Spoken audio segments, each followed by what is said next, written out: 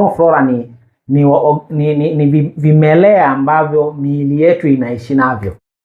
Kwa sababu kwa namna tu sisi tulivyo, yani tunatoa mazingira sahihi kwa wadudu kuishi ndani yetu. Kwa hiyo kuna vimelea mbalimbali ambao wanaishi kwenye ngozi, kuna wengine wanaishi kwenye mdomo, kuna wengine kwa kina dada wanaishi kwenye njia ya uzazi, kuna wengine wanaishi kwenye mfumo wa chakula, kuna wengine wapo kwenye macho, japo kuna sehemu chache ambazo haina hivyo vimelea. Na hivi vimelea vimetengenezwa kwa ajili ya kutusaidia sisi kuishi maisha ambayo tunayaishi. Na hawa tunaita normal flora. Lakini ukija kwenye mfumo wa chakula, tuna kitu kinaitwa gut microbiome. Gut microbiome ni mkusanyiko wa vimelea mbalimbali, sio vibaya vya wadudu vya kusababisha magonjwa. Hivi vimelea havisababishi magonjwa. Ni wa bakteria, ni fangasi, ni vitu vingine ambavyo vyote kwa pamoja vinaishi lakini havisababishi magonjwa kwa asili yake. Lakini ifahamike kwamba hata hivi bakteria kwa mfano wa kwenye njia ya chakula, ukiwabadilisha mazingira ukawapeleka kwa mfano kwenye mdomo au ukawapeleka kwenye njia ya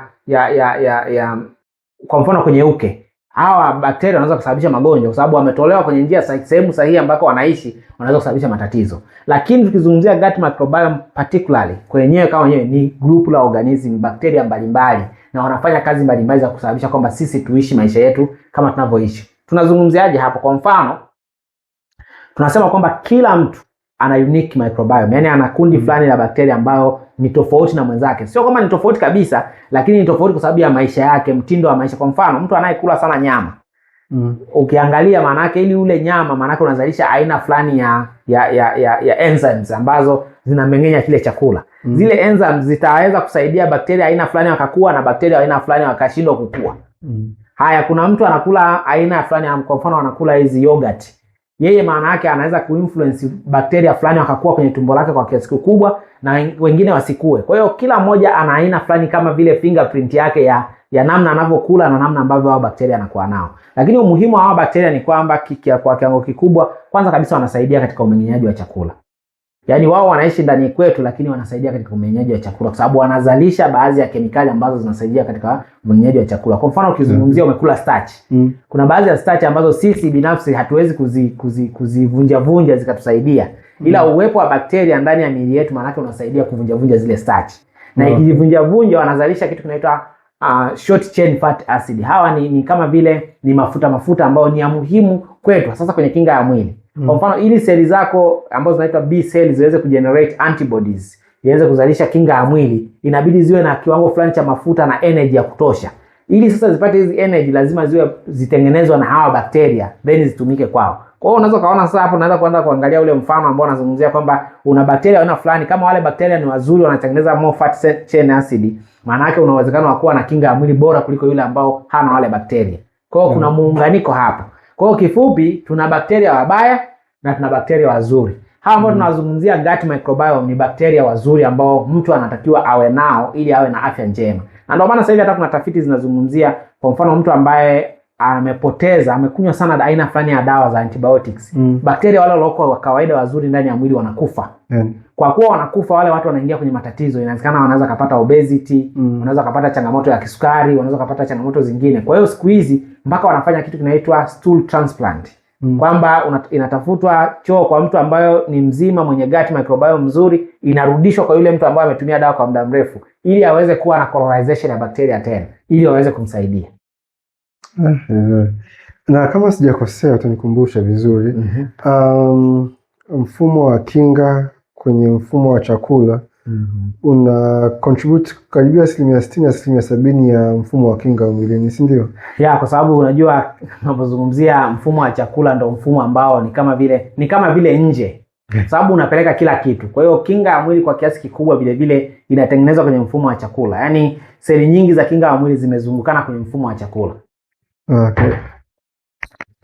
Sasa uligundua kati ya vitu ambavyo ulivitaja again tulivyokuwa tunaanza, ukasema kwamba watu ambao walikuwa na mtindo fulani wa maisha walikuwa na matokeo mazuri zaidi ya kinga walipokuwa wanachomwa hiyo vaccine ya yellow fever. Ni mfumo gani wa maisha hapo ulikuwa unazungumzia hapo? Hapa nazungumzia mfumo wa maisha ambao ni natural kwa kiasi kikubwa. Wale kwa mfano sisi kwenye tafiti wetu tunaonyesha tunaonyesha kwamba kwa mfano watu ambao walikuwa wanatumia vitu kama vile parachichi, vitu kama vile maharage ya kula huko majumbani, vitu kama vile vitu vilivyogandishwa, mfano maziwa ya mtindi au maziwa yanayoendana na hivyo. Unaona hawa watu wanakuwa na kinga yao ya mwili iko tofauti kuliko ukilinganisha na wale watu ambao anakuambia mimi nakula chips jioni, nakula chips mchana, nakula chips chai. Kwa hiyo hawa watu kinga yao ya mwili inakuwa tofauti. Hawawezi, yani bakteria wao walionao sio wale bakteria ambao wanatengeneza zile short fat chain acid kwa kiwango kikubwa. Kwa hiyo maana yake unaweza kuona kwamba hata uwezo wao wa kinga ya mwili ilikuwa upo kidogo chini ukilinganisha na wale ambao wana maisha ambao bado ni natural. Na nakumbuka ulisema kwamba haikuwa na tofauti kati ya watu ambao wanakaa mjini na watu ambao wanakaa vijijini. Ya, tukiangalia general kwenye ufa wa ujumla wake, unajua unapofanya utafiti huwa hatuchukui tu majibu ya kitu kimoja na kutoa, kwa sababu ni conclusion ambayo inaenda kuathiri maamuzi ya watu. Kwa hiyo tukiangalia tafiti nyingi za miaka iliyopita au sehemu zingine zinaonyesha kwamba kuna tofauti kubwa kati ya mjini na vijijini. Lakini sisi tunaonyesha kwamba kuna tofauti kati ya mtindo wa maisha. Hata kama unaishi mjini, mtindo wako wa maisha unaweza kutofautisha wewe na mtu mwingine.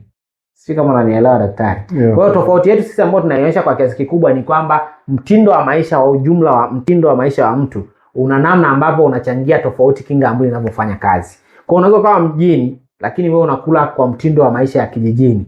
Kinga yako inaweza ikawa tofauti na unaweza kuzalisha kinga ya mwili bora zaidi kuliko yule ambaye anaishi mjini na anaishi yale maisha ambayo ni ya kimjini zaidi, anakula vyakula ambavyo ndio viko stored na vitu kama hivyo. Lakini mtu mwingine yuko kijijini lakini na yeye anaishi maisha ya kimjini, anakula chipsi au anakuja mjini, anafanya kazi zake, anaenda kulala kijijini. Anajiita anaishi kijijini, lakini sio kweli kwa sababu mtindo wake wa maisha sio wa kijijini. Mtindo wake wa maisha ni wa mjini. Kwa hiyo huyu na yeye anatofautiana na yule ambaye anaishi kijijini na yeye anaishi maisha ya mtindo ya kijijini. Kwa hiyo sisi ndio tofauti kubwa tunayoonyesha. Lakini tukija kwenye overall kwa ujumla, sababu ukikalculate ukachukua watu kwa mfano 90 wa kijijini na watu 90 wa mjini, ukija ukaangalia wastani wa kinga ya mwili waliozalisha, unaona haina tofauti kubwa. Tofauti ipo lakini sio kubwa kiasi kwamba tunaweza hatuiti statistically significant tunasema. Kwa hiyo kwa sababu hiyo ndio maana tukasema kwamba kati ya kijijini na mjini kwa upande huu hatujaona tofauti katika level ya kijiji na mjini. Lakini katikati yao wale watu ambao wanaishi maisha ya kijijini na wale ambao wanaishi maisha ya mjini wanatofautiana. Na wale ambao wanaishi maisha ya kijijini wana kinga bora kuliko wale ambao hawaishi maisha ya nini? Wanaishi maisha ya kimjini. Okay. Kuna lishe specific ambazo unaweza ukawashauri watu labda kutumia ili kuboresha kinga zao?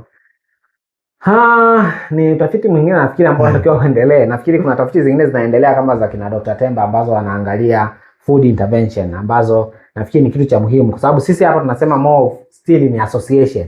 Lakini tunataka tuende kwenye level ya causal kwamba kitu fulani kinasababisha kitu fulani. Ndio huko watu ambao tunatamani tuendelee, hata utafiti kama huu tunatamani tuende kwenye hiyo hatua. Lakini kuna vyakula vingi ambavyo vinasuggestiwa. Kwa mfano vyakula vyenye mboga nyingi vinasaidia kwa sababu vinasaidia wale bakteria kufurahia. Kwa hiyo ukumbuke kwamba the bakteria wanapofurahia maisha yao wanazalisha vitu ambavyo kwetu ni vya muhimu kama nilivyokuambia.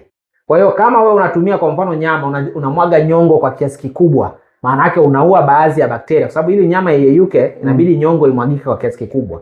Na hao watu wanakuwa na aina fulani ya bakteria na wale wa bakteria wazuri wengine wanakuwa wamepotea. Kwa hiyo kwa sababu hiyo maana yake mchanganyiko wa vyakula ambao una fibers, matunda, vitu ambavyo vina fibers ambavyo zile fiber ndizo zinazomeng'enywa na bakteria, na wakati wanazimeng'enya wanafurahia yale maisha, wanazalisha nutrient ambazo zinakuja kwetu sisi. Ni vyakula ambavyo bado hatuwezi siwezi kuzidisha kusema ni kwamba ni vyakula vya muhimu sana. Yaani vitu vya aina hiyo. Hata maharage haya ambao ni maharage tu unaweza kaona umechemsha, umekula, havina viungo vingi ambavyo unaweza kaweka ma spice na vitu vingine na vyenyewe vikaharibu mfumo mzima. Lakini maharage tu ambao ni vizuri yakipikwa vizuri yanatengeneza nutrients ambazo sio wewe tunazitumia na bakteria wanafurahia, na wakati wanafanya hivyo maana yake tayari wewe unapata faida. Kwa hiyo mtindo wa maisha, vyakula ambao tunavitumia ni kitu cha muhimu sana, hasa vyakula vya asili. So kitu hicho kwanza kuongeza hapo kwa sababu nafahamu kuna watu wengine utaambia labda wale miogo sijui viazi vitamu bla bla wanakula, lakini wanakula wakiwa wamevikaanga tayari. Kabisa, umeona? Kwa hiyo ni tofauti kabisa. Ni kitu ambacho ni tofauti. Nafikiri kitu cha msingi cha kuzingatia ni kwamba maandalizi ya chakula kilivyoandaliwa kinabaki na ule uasili wake. Sababu unaweza ukawa unasema tu mimi nimekula mboga za majani lakini umezipika masaa 3. Yeah.